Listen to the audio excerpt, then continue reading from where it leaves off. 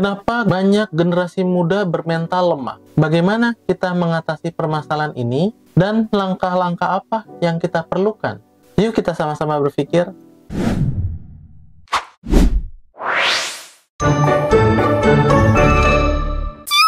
Oke, pada konsultasi pemikiran kali ini, saya akan membahas tentang permasalahan generasi muda yang bermental lemah, yang dimana banyak anggapan bahwa generasi muda itu sangat lembek seperti tempe, hingga berpengaruhnya untuk lingkungan kita. Untuk itu, saya langsung saja membahas mulai dari permasalahan yang terjadi pada generasi muda hingga pembentukan mental yang kuat dan dewasa secara pribadi. Banyak anggapan di masyarakat yang menganggap generasi muda itu buruk. Seperti yang sering kita dengar, stereotip kita mengenai generasi muda itu sering mengeluh, mudah tersinggung, takut mengambil resiko, mudah terpengaruh oleh orang lain, hingga kurang mandiri. Pandangan ini seolah-olah mengakar kepada mereka.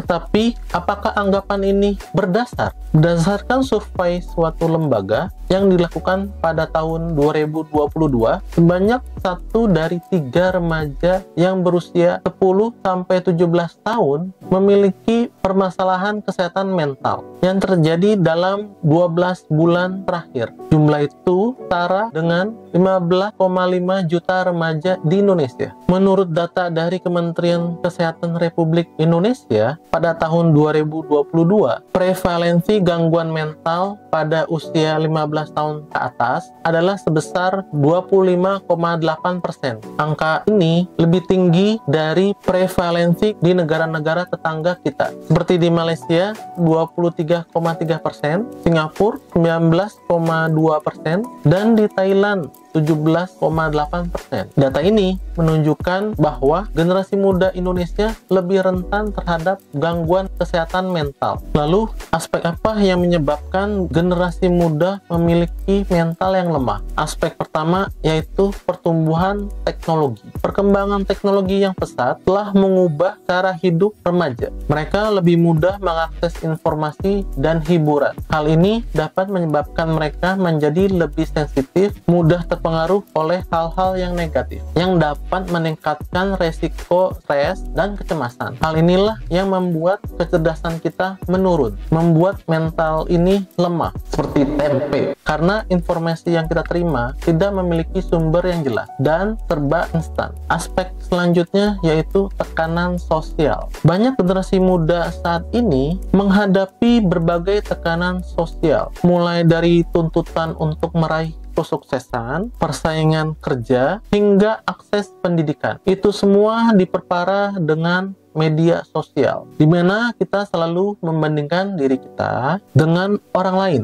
dan terdapat perundungan juga di dalam media sosial, sehingga pengalaman hidup mereka hanya berkutat di lingkaran toksik. Hal ini buruk bagi perkembangan mentalnya, yang matinya kekritisan dan tidak berdaya untuk memecahkan persoalan. Yang terakhir adalah aspek lingkungan. Tidak dipungkiri juga, generasi muda saat ini hidup di lingkungan yang lebih kompleks. Perubahan yang semakin cepat, penuh tantangan, seperti perubahan iklim, konflik sosial, hingga pandemi COVID-19. Hal itu membuat kondisi lingkungan menjadi tidak kondusif untuk perkembangan mental, membuat pendidikan dan pembelajaran terhambat. Ditambah peran pengajar dan keluarga yang berperilaku buruk, penuh kekerasan dan konflik, maka mereka akan lebih rentan mengalami trauma serta memiliki mental yang lemah. Dapat dilihat bahwa generasi muda tidak hanya terkena gangguan mental, juga tertekan secara emosional. Menurut bidang psikologi, mental berkaitan dengan tingkat kecerdasan intelektual, pemikiran kritis, dan kemampuan untuk menyelesaikan masalah. Sementara emosional berkaitan dengan kemampuan untuk mengidentifikasi, memahami, mengelola emosi kita, dan perasaan orang lain, di mana keduanya, mental dan emosional, saling berkaitan, mempengaruhi satu sama lain. Lalu, faktor yang mempengaruhi seseorang tidak matang secara emosional